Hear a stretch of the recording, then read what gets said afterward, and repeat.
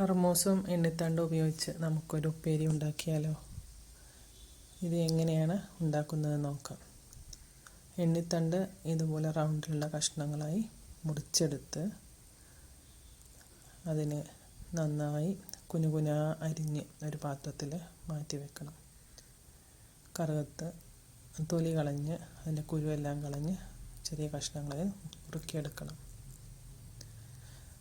ചെറിയ കുനുകുനാ കഷ്ണങ്ങളാക്കി എണ്ണിത്തണ്ട് കഴുകി വൃത്തിയാക്കി ഒരു കുക്കറിൽ ഉപ്പും മുളകും ഇട്ട് വെക്കണം.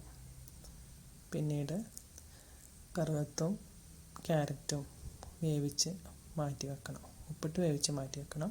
പിന്നീട് അടി കട്ടിയുള്ള ഒരു പാത്രത്തിൽ വെളിച്ചെണ്ണ ഒഴിച്ച് ചെറിയ ഉള്ളിയും വറ്റൽമുളകും ഇട്ട് നന്നായി വഴറ്റി മൂപ്പിച്ചെടുക്കണം.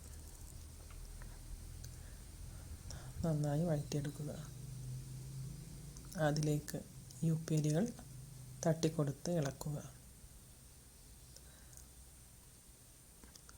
അതിലേക്ക് വേവിച്ച് വെച്ച കറുകത്തും എണ്ണിത്തണ്ടും ക്യാരറ്റും ഇട്ട് കൊടുത്ത് നന്നായി ഇളക്കി യോജിപ്പിക്കണം.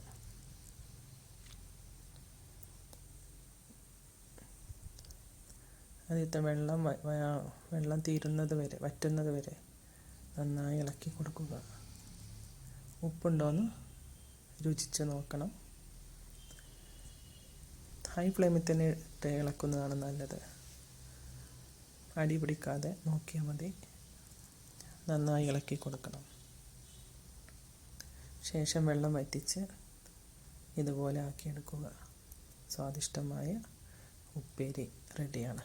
ഇത് ആരോഗ്യത്തിന് വളരെ ഉപകാരപ്രദമാണ്.